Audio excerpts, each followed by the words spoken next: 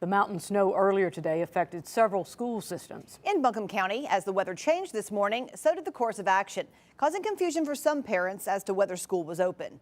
Tonight we are asking, how did the timing of the snow impact the decision this morning? News 13's Shelley Carzone spoke with the school district about what goes into these decisions, and she joins us now live. So Shelley, what did you learn?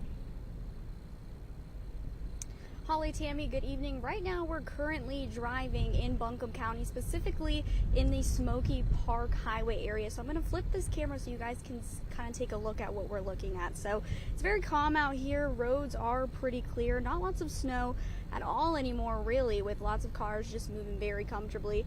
But unfortunately, this is not what the site looked like for parents this morning who were trying to take their kids to school. We actually heard from parents who were wondering why some of their kids didn't have a 2-hour delay or even a closure at all. Some other parents were actually rerouted in the middle of their commute to school around 7 o'clock this morning because some schools in Buncombe County decided to switch to a virtual day. So we sat down with the school district so they could explain a little bit more about this decision process. It changed. It came in, and it came in small bursts and changed quickly. For Buncombe County Schools Director of Transportation Jeremy Stowe, inclement weather days start long before the sun rises. He tells me a team of roughly 15 people monitor weather conditions and roads throughout the county. They hit the roads, and we start at 4 o'clock in the morning. And we gather all that information along with input from our Buncombe County Fire Marshal, Asheville City Schools, Asheville City Maintenance, and any other stakeholders that we can bring to the table to help make a collective decision. Stowe says they have a hard deadline for when decisions to alter school schedules must be made. We have to work to make that decision by 5 o'clock in the morning because we have a number of students that start buses really early, and we have a number of employees that start very early.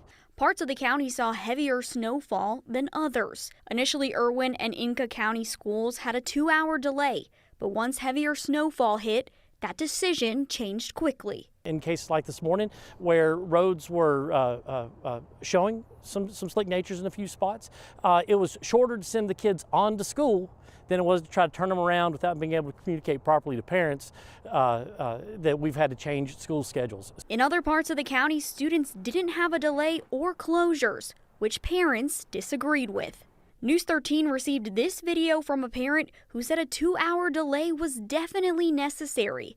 Other parents like Stephanie King, who traveled along Long Shoals Road, said conditions were dangerous, with cars sliding all over the roads. The district says they monitor weather conditions ahead of time to ensure kids get to school safely.